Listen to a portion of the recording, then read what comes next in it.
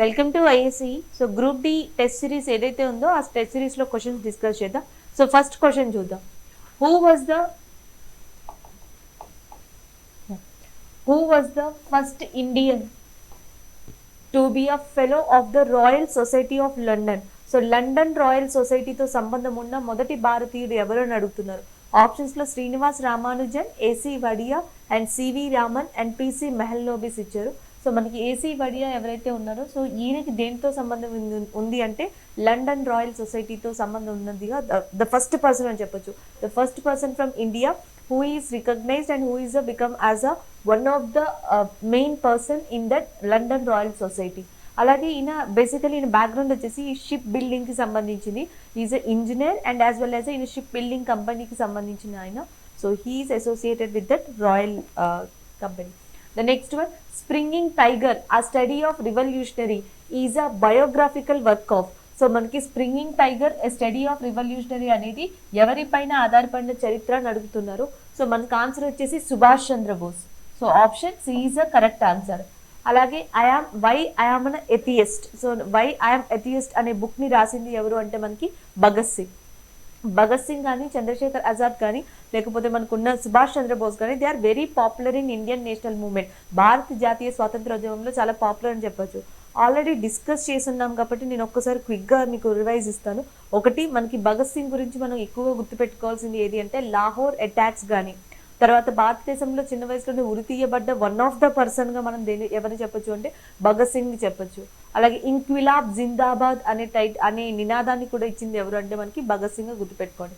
అలాగే Hindustan republic association, Hindustan socialist republic association, ఈ రెండు పార్టీలతో కూడా మనకు అనుబంధం ఉన్న వ్యక్తిగా ఎవరిని చెప్పొచ్చు అంటే Chandrasekhar Azad.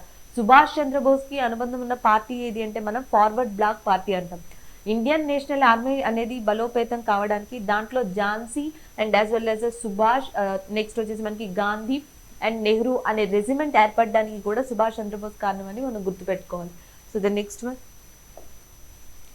See route in India was discovered by. So ఇది కూడా హిస్టరీ రిలేటెడ్. యాక్చువల్గా మనకి మొట్టమొదటిగా భారతదేశానికి సముద్రం కనుక్కున్నది పోర్చుగీస్ వారని గుర్తుపెట్టుకున్నాం. సో ఆ పోర్చుగీస్ లో కూడా మనకి ఫస్ట్ పర్సన్ గా గుర్తుపెట్టుకోవాల్సింది ఎవరంటే వాస్కో డి గామా. ఆల్రెడీ మీకు తెలుసు 14th సెంచరీలో, సో 14వ శతాబ్దంలో so Vasco da Gama entered in India. అది కూడా ఎక్కడికి వచ్చారంటే కాలికట్. ప్రజెంట్ ఇది కుచ్కోట్ కిందకి పిలువబడుతుంది, which is located in Kerala area. So Calicut కి మొట్టమొదటిగా రావడం జరిగింది. సో ఆ టైంలో మనకి కింగ్ ఎవరు అంటే జామరిన్. కాలికట్ యొక్క రాజు ఎవరంటే జామరిన్ గా గుర్తుపెట్టుకోవచ్చు. ఇలాంటివన్నీ అడగచ్చు. లేదా మొట్టమొదటిగా పోర్చుగీస్ వాళ్ళు ఇండియాకి రావడం జరిగింది. వాళ్ళు టొబాకోని ఇంట్రడ్యూస్ చేశారు. అలాగే ప్రింటింగ్ ప్రెస్ ఏదైతే ఉంటుందో దాన్ని ఇంట్రడ్యూస్ చేశారు పొగాకుతో పాటు. సో క్యాషూ నట్, జీడిపప్పు లాంటి పంటల్ని డెవలప్ చేశారు. తర్వాత స్లోగా ఇండియాలో అంటే 15th సెంచరీ 15వ శతాబ్దంలో ఇండియాలోకి భారతదేశంలో అడుగుపడి సో వెల్ ఎస్టాబ్లిష్డ్ గా ఏమని చెప్పొచ్చు. 1510లో 1510 నుంచి ఆల్మోస్ట్ ఇండిపెండెన్స్ వచ్చే వరకు కూడా పోర్చుగీస్ వాళ్ళు తమ స్థావరాన్ని లేదా హెడ్ క్వార్టర్స్ ని ఎక్కడ పెట్టారు అంటే గోవా ఏరియాలో. సో అది మనం గుర్తుపెట్టుకోవాల్సింది. అలాగే పోర్చుగీస్ వాళ్ళు ఫాలో అయిన మెయిన్ మనకి సంబంధించి పాలసీ ఏది అంటే బ్లూ వాటర్ పాలసీగా గుర్తుపెట్టుకోవాలి. యాక్చువల్గా ఇక్కడ మనకి మెయిన్ థింగ్ ఏంటంటే యూరప్ కాంటినెంట్ లోనే ప్రిన్స్ హెన్రీ ఎవరైతే ఉన్నారో సో ఆయన నావిగేషన్ స్కూల్ ఏదైతే మనకి ఈ నౌకాశ్రయాన్ని ఎలా చేయాలి, లేకపోతే షిప్స్ ని ఎట్లా ట్రావెల్ చేయాలి, ఇవన్నీ అక్కడ మనకి ట్రైన్ అవ్వడం జరిగింది. సో కొలంబస్ అనే ఆయన అమెరికాని డిస్కవర్ చేస్తే సో ఇండియా యొక్క రూట్ ని ఎవరు డిస్కవర్ చేశారు అంటే Vasco da Gama. The next, in which place did satyagraha was started. So భారతదేశంలో మొట్టమొదటిగా అంటే మనకి ఇక్కడ ఏమని అడుగుతున్నారంటే Delhi, Calcutta, Baroda and Champaran. So first మొట్టమొదటిగా భారతదేశంలో ఈ సత్యాగ్రహ అనేది స్టార్ట్ అయింది ఎక్కడ అంటే మనకి చాంపరన్ లో స్టార్ట్ అయిందిగా గుర్తుపెట్టుకోవాలి. Option D is a correct answer. కానీ ఇక్కడ మీరు ఏం గుర్తుపెట్టుకోవాలి అంటే సో భారతదేశంలోకి 1915లోనే గాంధీ రావడం జరిగింది. He re entered in India in 1915. So after he entered in India 1917 1917లో సో గాంధీ బీహార్ లో చేపట్టిన ఉద్యమాన్ని మనం ఏమని పిలుస్తామంటే చాంపరన్ సత్యాగ్రహ అంటాం. సో దీనికి ఉన్న స్పెషాలిటీ ఇంకోటి ఏంటంటే జనరల్ గా మనం గుర్తుపెట్టుకోవాల్సింది. సో ఫస్ట్ లో మనకి ఈ బీహార్ ఏరియాలో ఫోర్సబుల్ ఇండిగో కల్టివేషన్ అంటాం. సో ఇండిగో తోట పెంపకాలు ఏవైతే ఉన్నాయో అవి ఫోర్సబుల్ గా బీహార్ లో బ్రిటిషర్స్ చేయించడం జరిగింది. సో ఫస్ట్ లో మనకి 5 కాతియా సిస్టమ్ అనేది ఉండేది. అంటే ఉన్న ల్యాండ్ ఏదైతే ఉంటుందో బిగాలుగా విభజించే వాళ్ళు. సో 5 కాతియాస్ వరకు కూడా వీళ్ళు ఇండిగో ప్లాంటేషన్ చేయాలి. అయితే కొంతమంది విప్లవకారులు ఎవరైతే ఉంటారో, కొంతమంది రైతులు కావచ్చు లేదా అక్కడ ఉన్న పీపుల్ కావచ్చు, తిరగబడడం వల్ల ఆ పాంచ్ కాతి అనేది నెక్స్ట్ తీన్ కాతియా సిస్టమ్ కింద జరిగింది. సో తీన్ కాతి అంటే ఏంటంటే అట్లీస్ట్ 3 కాతియాస్ లో అంటే 3 ఈ ల్యాండ్ డివిజన్స్ లో మనకి ఈ ప్లాంటేషన్ అనేది జరగాలి అని బ్రిటిషర్స్ ఫుల్ ఫోర్స్ఫుల్ గా చేయించడం జరిగింది. సో రాజ్ కుమార్ శుక్లా అనే రైతు ఎవరైతే ఉన్నారో ఈ ఇన్ఫర్మేషన్ మొత్తం గాంధీకి ఇచ్చిండే. సో గాంధీ తర్వాత స్టార్ట్ చేసిన ఉద్యమమే మనం చంపారణ్ సత్యాగ్రహ. అంటే ఎక్కడ జరిగింది అంటే బీహార్లో. ఏ సంవత్సరం జరిగింది అంటే 1917. సో ఎవరు ప్రారంభించారు అంటే గాంధీ. గాంధీకి ఈ విషయాలన్నీ చెప్పిన పర్సన్ ఎవరు అంటే రాజ్ కుమార్ శుక్లా. అలాగే మనకి ఇండిగో విప్లవం గురించి మనకి నీల్ దర్పణ్ అనే నాటకం కూడా రచించబడింది. So the next one, the tides are primarily caused by. So మనకి టైట్స్ అంటాం కదా. సో ఆ టైట్స్ అనేవి ఎందుకు, ఆటుపోట్లు అనేవి ప్రధానంగా దేని వల్ల సంభవిస్తాయి అన్నారు. సో ఆటుపోట్లు is nothing but the rise and fall of water is known as a tides అంటాం, ఆటుపోట్లు అంటాం. సో జనరల్ గా మీరు అర్త్ తీసుకుంటే, భూమిని తీసుకుంటే, so moon will be revolted around that earth అని చెప్తాం. సో మూన్ ఏదైతే ఉందో మనకి అర్త్ చుట్టూ కూడా దీర్ఘ వృత్తాకార శిక్షలో it's revolt around that earth in that elliptical path అంటాం.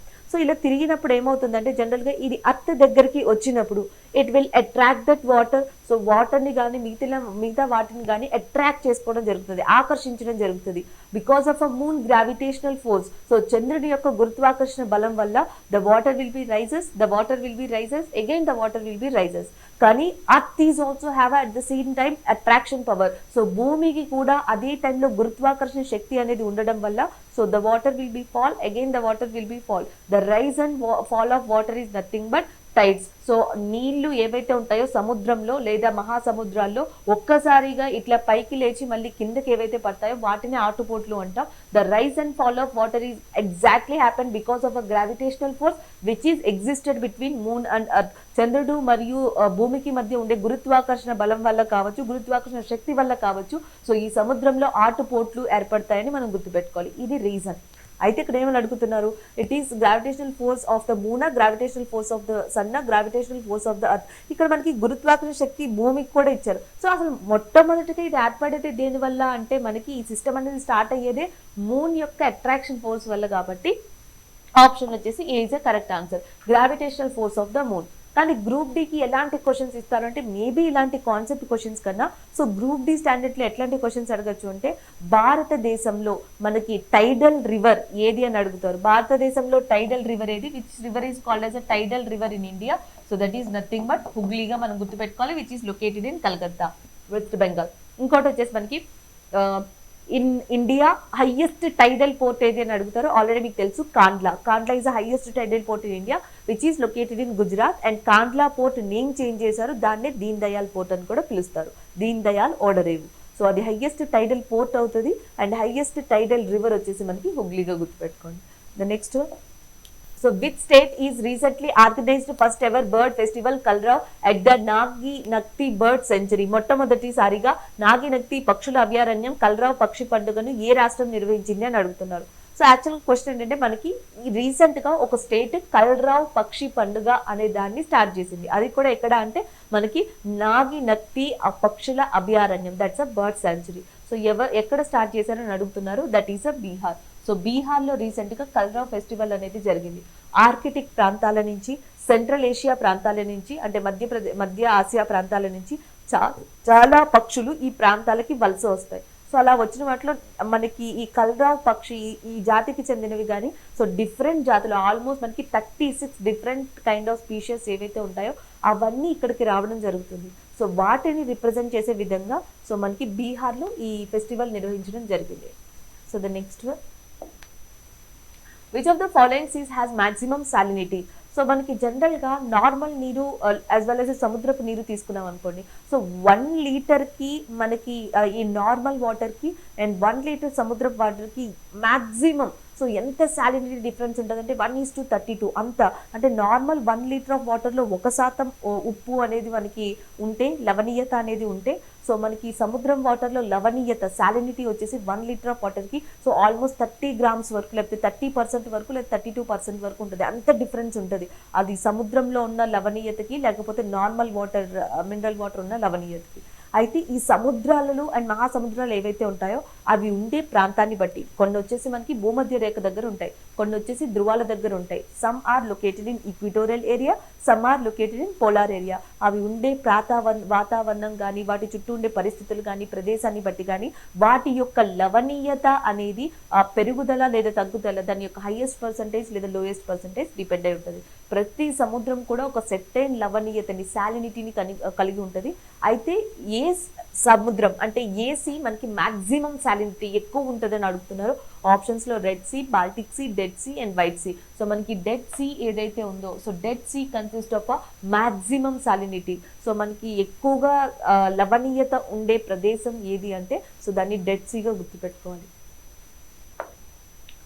Next one, the largest crude oil producer in India. భారతదేశంలో అతి పెద్ద చమురు అంటే క్రూడ్ ఆయిల్ ఉత్పత్తిదారు ఏదైనా అడుగుతున్నాను. ఆప్షన్స్ లో ఆంధ్రప్రదేశ్, అస్సాం, గుజరాత్, మహారాష్ట్ర అండ్ ఆన్సర్ వచ్చేసి మనకి మహారాష్ట్ర.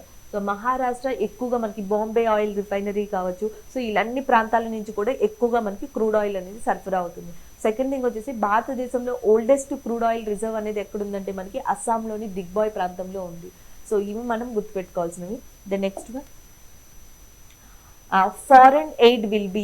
విదేశీ సహాయం ఎందుకు ఉపయోగపడుతుంది అని అడుగుతున్నారు. ఆప్షన్స్ లో పెట్టుబడి స్థాయిని పెంచడానిక, సాంకేతిక వనరులు విస్తరించడానిక, పరిశ్రమలను నిర్మించడానిక, పైవన్నీనా. The foreign aid will be process of raise the level of investment be used to the enlarge technical resources be used for the building of industries. So general గా మనకి ఫారెన్ పెట్టుబడులు, విదేశీ పెట్టుబడులు ఏవైతే ఉంటాయో అవన్నీ కూడా ఇక్కడ కొత్త పరిశ్రమల్ని ఎంకరేజ్ చేయడం కోసం కావచ్చు, లేకపోతే మనకి టెక్నాలజీ పరంగా ఏవైతే ఉంటాయో సో ఆ టెక్నాలజీ వాటిని ఎక్స్పాండ్ చేయడం కోసం కావచ్చు.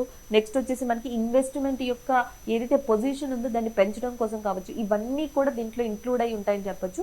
So answer all of the above is correct.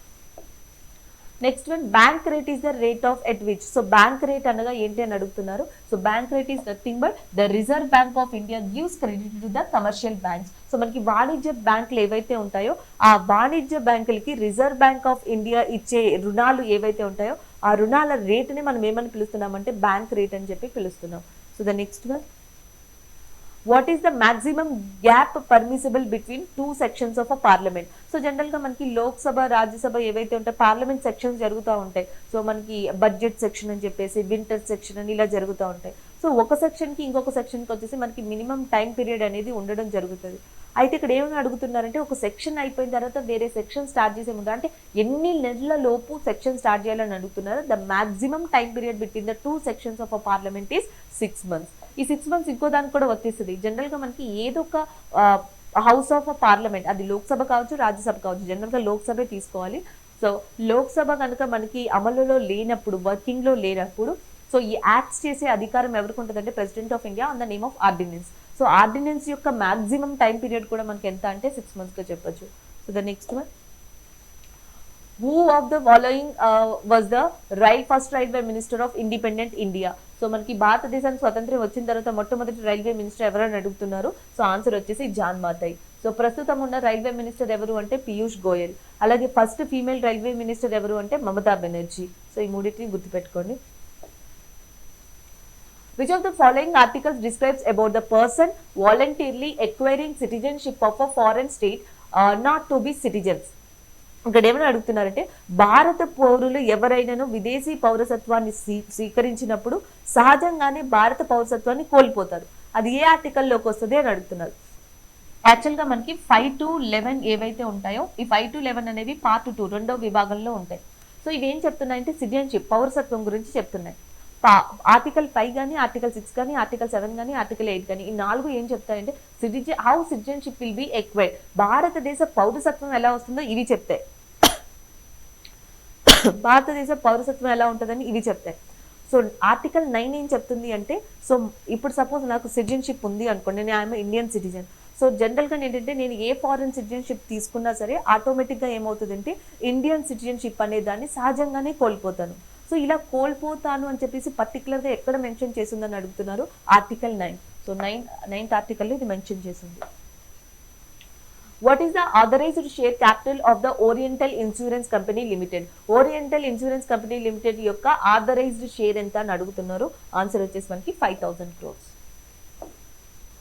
Next one, the 7th edition of that Masquerade 2021 movement against the smuggled and counterfeit trade was inaugurated by Dr. Harshavardhan recently. The program was organized by which body అని అడుగుతున్నారు. So మనకి financial institution ఏదైతే ఉందో FICCI, so recently it was authorised the Masquerade 2021 movement అని చెప్పొచ్చు. Option C is the correct answer. Next one, what is the venue, where is the venue of the Indian US bilateral joint military exercise Yuddh Abhyas 20? So మనకి recent గా యుద్ధ్ అభ్యాస్ 20 అనేది జరిగింది. So దాని యొక్క venue ఎక్కడ అని అడుగుతున్నారు. రాజస్థాన్, ఉత్తరాఖండ్, హిమాచల్ ప్రదేశ్, జమ్మూ కాశ్మీర్. సో ఉత్తరాఖండ్ లో ఇన్ ఫిబ్రవరి మంత్ రీసెంట్ గా మనకి ఇండియాకి యుఎస్ కి సంబంధించిన బైలేటరల్ ఎక్సర్సైజ్ అనేది జరిగింది. సో దాన్ని మనం యుద్ధ అభ్యాస్ 20 అంటున్నాం. సో ద వార్ ఎక్సర్సైజ్ అని కూడా చెప్పొచ్చు. The next one, which of the following is not a classical dance? Kathak, Odissi, Gidda, Manipuri and unnai. So Manipuri is a classical dance from Manipur, Odissi is from Odisha and Kathak is from the Uttar Pradesh area అని చెప్పొచ్చు. So Uttar Pradesh ఈ ఏరియాలో కథక్ చాలా famous అని చెప్పొచ్చు. So మనకి Gidda area ఏదైతే ఉందో it is a folk dance from which state అంటే that is a Punjab. So కాబట్టి which is the following is not a classical dance అన్నారు కాబట్టి option C is a correct answer. Next one, where is the headquarters of the International Labour Organization? So International Labour Organization headquarters ఎక్కడ ఉందని అడుగుతున్నారు, which is located in Geneva. అది ఉన్నది జెనీవాలో ILO. అలాగే IMF యొక్క హెడ్ క్వార్టర్స్ ఎక్కడ ఉందంటే వాషింగ్టన్ డీసీలో ఉంది, International Monetary Fund. So the Hague అంటే International Court of Justice, ICJ యొక్క హెడ్ క్వార్టర్స్ వచ్చేసి మనకి ది హెగ్ లో ఉంది. Which of the following is the national sport of Bangladesh? కింది వాటిలో బంగ్లాదేశ్ యొక్క జాతీయ క్రీడ ఏది అని అడుగుతున్నారు. సో ఆన్సర్ వచ్చేసి మనకి kabaddi. So kabaddi is the national sport of Bangladesh. The ability to combine name and address with a standard document is called. So మనకి the ability to combine name and address with the standard document ఏమని పిలుస్తారని అడుగుతున్నారు. Answer వచ్చేసి మనకి mail merge.